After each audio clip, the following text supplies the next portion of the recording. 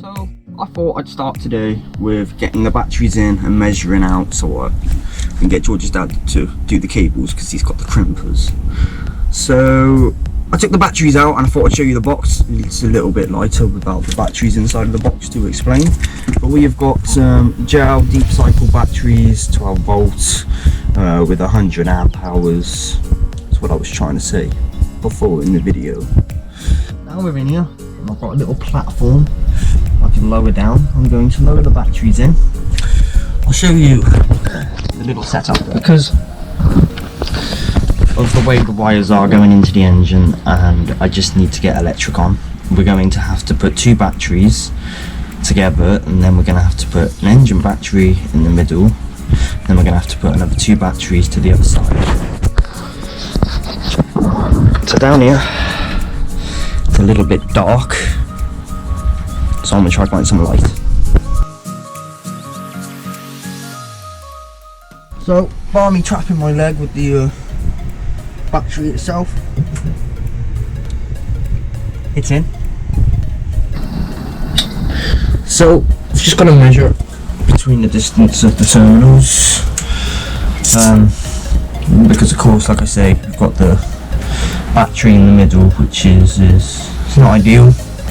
It's gonna have to work, and yeah, so I'm just gonna measure up and see how much cable we need. So let's get this done.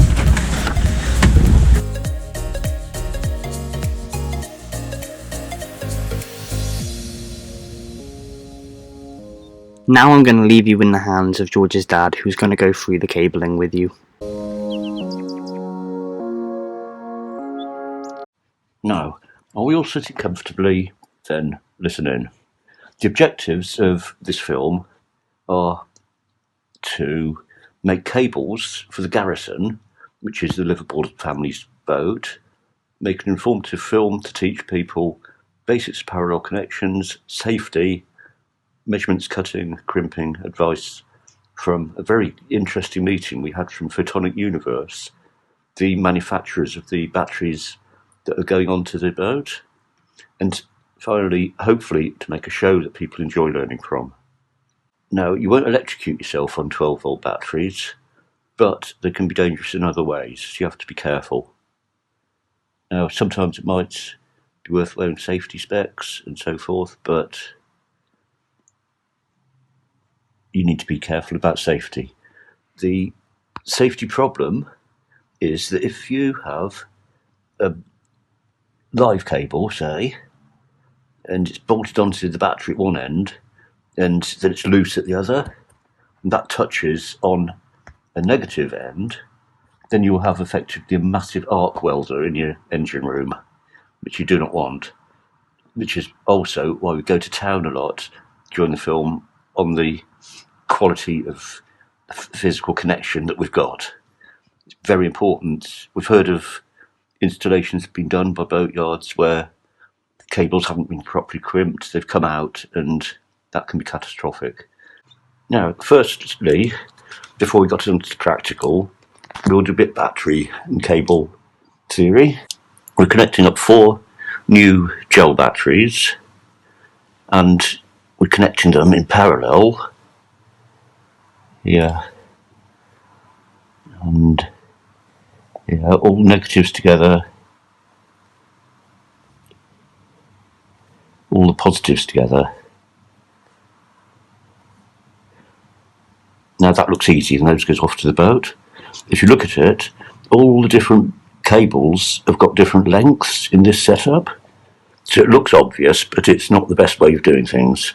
So another option would be to take the cables that go to the boat, you take your power off, and to the charger you're putting power in, take them off at diagonals, which is a lot better, shall we say. All these connections are actually on the terminal of the battery itself, by the way. I'll just draw them out like this. Now that's another option. It's not perfect. Again, all the cables of different lengths. The reason we like to get the cables nice and heavy and all the same length is you do get small amounts of voltage drop along lengths of cable. The bigger the cable, the less voltage drop, and the shorter again as well.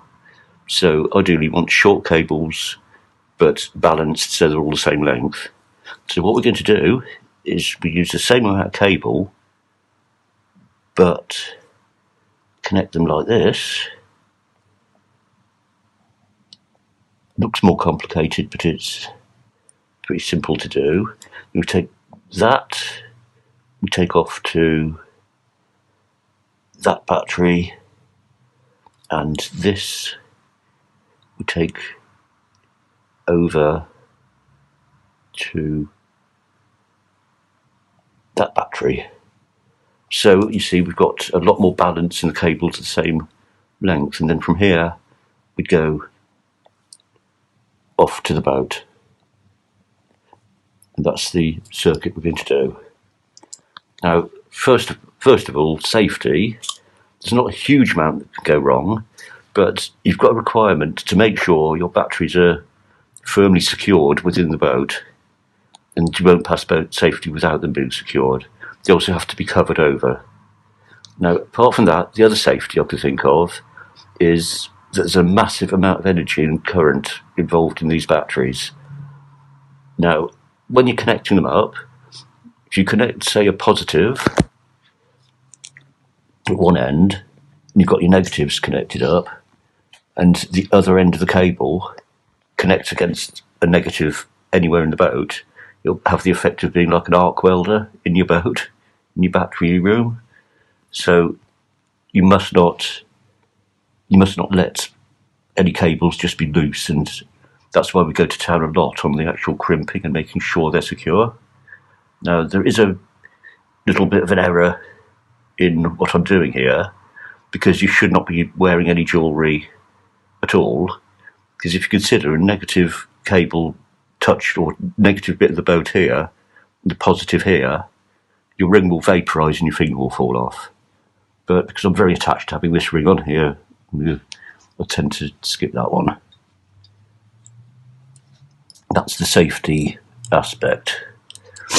Now we've got the basic parallel connections. We'll do measurements, cutting, crimping later on. As I said, I'm nothing to do with Photonic Universe, but there's so many opinions on charging and alternator charging and so on and so forth that I thought I'd go directly to the manufacturer who made the batteries for the Garrison. Got in touch with Photonic Universe, and a chap called Ben said he'd meet with me and have a little discussion and allow me to put advice on from him. Now, that is marvellous after-sale service and a very charming chap, and we had a good discussion. So, what I wanted to ask him about specifically is there's a lot of different chargers and ways of charging with their own software and methods of how to charge a gel battery, and you can put them AGM and lithium ion and so on. But I wanted to know, is it acceptable to charge a split charge system directly from the alternator as well as from the charger when you've got the generator going? Now, his advice was that it's not a problem at all, despite what people say. He's happy with, and the engineers are happy that their batteries will not be, there'll be marginal differences over a long time, but it will not be too disadvantageous to have an alternator charge direct. We'll go on to split charge systems if we're allowed back as a guest appearance again in later years. Now, what we're going to be doing is attaching cable ends like this to the ends of the cables which we're making for each cable here. We're making cable. So they're bolted onto the top of the battery with bolts. Normally speaking, there will be 8mm metric bolts. And the other thing to know about these is the actual area of cable you've got, which you will calculate the cable for what current your batteries are using and so forth, and voltage losses. That's more technical. Now, this particular one, we're using 50mm cable, this stuff, and an 8mm bolt. So printed on here is 50-8, which tells you we've got the right terminal. We'll also be using cable cutters, because trying to hacksaw through this cable is it just doesn't work. So cable cutters These type are ideal for the multi-strand and very thin strands. There are bigger ones that go through heavier cable with a ratchet, but they're for heavier cable and they don't really work on this. And the other thing, if you get a few little strands poking out, you can nip them off with a nipper like that to get everything really nice and professional and neat. Now, if you're making a short length of cable, it's worth thinking that if you've got a cable, say that length, and I cut it here, the cutters do put a bit of tension on all the cables coming up here, so you can get them drawing up like this and a few extra strands poking out. So it's better to put the terminal on this end, hold it all solidly together, then that will not happen. And for the purpose, I'm just going through the tools of the crimping. They're very expensive, but we do quite a lot of it, so it's been worthwhile. These are nice big heavy cable crimps that you need to crush the terminals on. This goes up to 120 square millimeters, which is the cable sizes. You calculate how many square millimeters you need for the amount of power you're getting. And if you look, this is HyFlex 50 square millimeter, which relates to the terminals as well. So what we do is we read off 50 for 50 square millimeters, go a bit up from there and then screw it down to adjust. We go down to 50 and I normally give it a little bit extra just to make sure. I like these things really solidly crimped, and that is the equipment we're going to be using. Quick aside about cable diameter. The diameter printed on the side is on this 50 square millimeters, which is the cross section of copper. You've got this multi-stranded. Now, it might look as if this is being done with lightweight cable, and that is actually correct. The reason for this is that because of the flood levels, we've not been able to get up to the liveaboard family in time, and from a previous Victron installation we had quite a lot of this cable. Again, we haven't been able to get to the chandlers, so it was a case of cable it like this now, get them plugged in and make up some heavier stuff later. Important thing is doing the calculations to make sure you haven't under-cabled to the point of making it unsafe. Now, as you can see, our boat is built, well, our connection is like this, which we're putting 3 kilowatt inverter in, and give or take, well, give a bit extra for LED lighting and so forth. They're not going to be using 3 kilowatts, and it's not a good idea to use equipment at its full capacity. You use it a bit less, but it will give you that short term if you want it. Now, for 3 kilowatts, we'll make the calculation 3,000 divided by 12. That's 3,000 watts divided by 12 volts. If you've got a 24 volt system, you divide it by 24 and your current would halve. Now this gives us 250 amps, which for this installation would be too much. You might wonder why we've put in a 3 kilowatt Victron with 50 millimeter cable.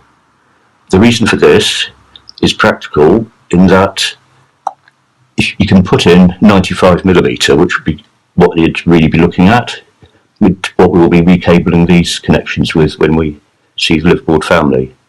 But if you think about it, you get more cable loss the hotter the cable, and 250s equals 100, slightly better engineered than the 95. Because the surface area of two 50mm cables is better than the surface area of one 100mm cable, they cool down better and run cooler, and hence less losses in the cable. So here, we look at our 250 amps, and we've got our double 50s here and here, and look at the way the circuit's set up. If you look at it, up to the boat, this cable has one set of battery power up to it, as does this, this, and this. Now this, if you look at it that way, is a set of 2 batteries, and so is that. So the only 2 cables that are going to be carrying more current are that one and that one, and because neither of them carrying the whole load but only load off 2 batteries, we're going to halve the current. So go to our cable calculator, say 125 amps. Always like to build in a bit of extra engineering. There's a lot of cable sizing tools. solarwind.co.uk is one of them. You put your numbers in, 1% is the lowest it'll go, 12 volts, 150 amps, and we want 50 square millimeters. The maximum safe current is 240 amps, so we're well within what we want.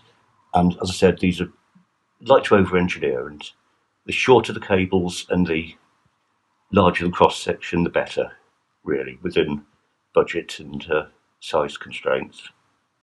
Now we get on to the measurement of the cables and get the cables the right lengths. As you can see, we have 5 already of the short cables, 7.5 inches. In fact, we have 6, but there's a reason for this. And this is the original 7.5 inch cable. We'll show you how to measure it, but also there's a quicker way of doing it, but there's a way of doing it. So what I find best is, if you want 7.5 inches length of cable between terminals, it's best to picture it. Now you can see the end of this tape measure is cut off. So instead of 7.5, measure from 1 up to 8.5 inches. Bearing in mind the piece that's missing off a tape measure, I'll just put that down there so as you can actually picture how long the terminals need to be, which isn't necessarily how long the distance between the terminal ends needs to be. If you make that cable 7.5 inches exactly long, then you're on the cut, going along, and over the years a bit of battery's shoved up and down a little tiny bit, then you can have the cables 7.5 inches long between the terminals stretching. So you add an extra bit of length so as you've got a nice bit. You don't want to add too much because there's a little bit of voltage drop along the cables, but if you just give it a nice bit of length, then you'll be laughing. Now we've got, as you know, 4 sets of negatives, 4 sets of positives to make, and rather than trying to get it right on that every time, there's a way of doing it, which is, this is the first one we made, but exactly how we wanted it. So as you'll see, when we're making the cables, we can line it up with the original and it'll be the same length, you hope. If you take that, make a copy of it, the next one, there's a minor bit of measurement inaccuracy. The next one, you've measured off this and a bit more inaccuracy, and the 8th cable in the batch you make will not be the same. So just take the original and measure off that first, and you'll be measuring off the first one you've made. Now, as I said before, we had a lovely meeting with Photonic Universe this morning, who gave us a lot of good advice. And as normal on these sort of jobs, you haven't got enough terminals or wire, or something goes wrong, and we had a lovely chat with them, and we'll come on to that later. They gave us some more terminals, just enough to complete the job. But as you can see, there is a little bit of difference, but look at the amount of crimpages on here. Quality terminal, you've got that amount of copper to copper connection, but look at that quality. going to enjoy putting those on. But you will see that from the end of the wire, which we hear, it's the measurement down to the cable is slightly different. We'll start making the next set of cables.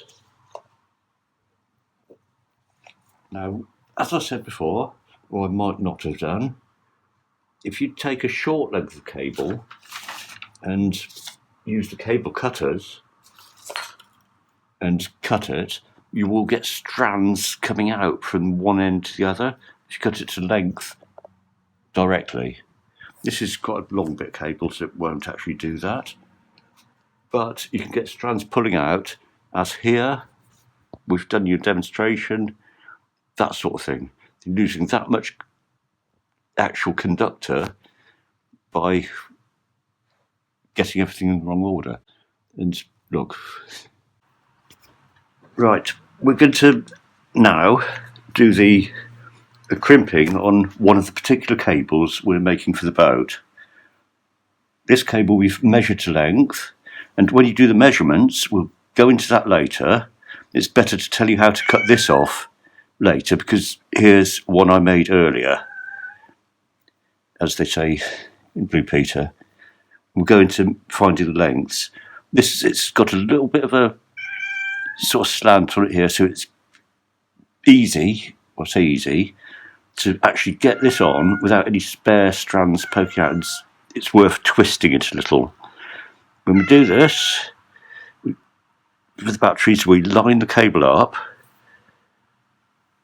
and double check to make sure we're not under crimping anywhere. Here, what I normally do is go from this side. If you can see this, it's made a dent and crushed the whole thing together. Then I will go in here, open it right up. It's set to the 50 square millimeters, about halfway down. Just get it seated in, and I normally get the crimps to hold the thing and then push the cable right in, and down we go. And that will attach that very solidly and firmly to the cable. It's nice, sometimes we'll do it later, to get a bit of heat shrink, we'll just push over here so we'll heat shrink the whole thing. It's not essential, not needed for boat safety, but it just adds a little touch. What we can do is show you how to strip off the end of the cable and get it ready for crimping. And again, these new ones we got, can you see the length of actual connection that's going on in there? It's quality, top rate. So what I'm going to do is, the cable needs to be right up to the end here, so you can actually know you've got a good old connection with copper right the way through, but you don't want like bare ends of copper at this end. It's a bit of a knack, but I'll put my thumbnail on there, and you start rotating and cutting like this. I'm sure there's proper tools to do it, but you don't want to start severing any of those small conductor cables, because you'll be losing conductivity ever so slightly, but you will. So take it around, not actually down so you're cutting any cables, round, and you just feel it, and you will just about make it link up. Now you can pull it or twist it, and that, as you can see, is coming apart from the rest of the installation and will hopefully slip off. A little bit of force, but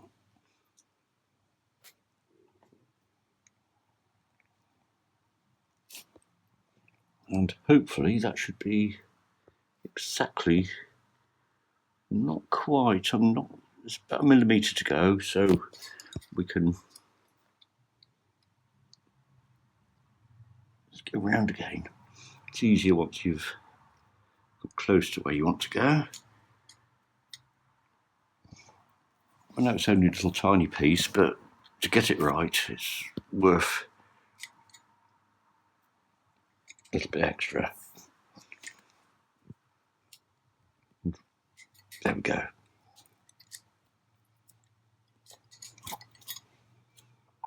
Don't think we might have lost one strand, but that's sort of ended there, so you can actually slip in the cables and get them nice and tight into the. As you can see, we've got a nice bit of copper up there. Check the settings on the crimps again, and in we go. This time, that amount of connection, we're going to crimp it a few times down here.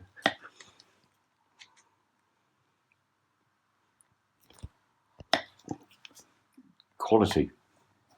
Right, and we'll add a bit of heat shrink onto that at a later date, and as you can see, 50-8, 50 square millimeter cable to metric 8 volt 20 battery. As we saw from the previous example where we got the copper wrong, we've got a long piece here and we put an end on it, so we didn't drag any cable through. You can see it's all solidly locked here, so we can set to even short lengths and it won't pull any strands through your cable. Right, to sum up what we've said in the film, the objectives we had were to make cables for the garrison. If you look, those are successfully completed, so objectives met. An informative film to teach people. We've done the basic parallel connections here. Safety, I'll reiterate it again, don't allow positive and negative to touch direct. It's not even fused at that stage on the battery. And don't cut your fingers and hands off with the safety. Measurements and cutting we've been through on the practical demonstrations, and the crimping. Advice from Photonic Universe, again, I said they were exceptionally useful and informative and so forth. Now, having had a good chat with them, they said I could always go back, have another chat and so forth. So if you have any technical questions about batteries, then I'm very happy if you want to ask the questions to the Liverpool family to follow it up, and they said they'd be very happy to meet me in the future. I'm sure I'll be meeting them concerning solar systems also. So I think we've gone through the advice. Lastly, hopefully to make a show that people enjoy learning from. If you're looking still at this stage, I must say thank you very much. And if you don't like it, just tell the Liverpool family nicely, and I'm sure they won't invite me back for another guest appearance. And that's, once again, thank you, Liverpool family, for the guest appearance. And if you think about it, even during all this cabling, managed to make a nice little present for a very special member of the crew. And just needs hallmarking, and that'll be on its way. And thanks again. Thank you for watching the second part in our 3-part series on our battery replacement, and a big thank you to my dad as well for sharing his knowledge and experience of battery cabling and crimping with us. We would not have attempted this if we had not been shown by George's dad exactly how to have done this. We hope you found this information useful, and if you have any questions, please leave us a comment.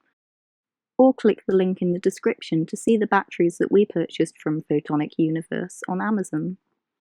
Next time Dan takes a train trip, we get the batteries wired up and we finally get some electric on the boat. Join us for the third part.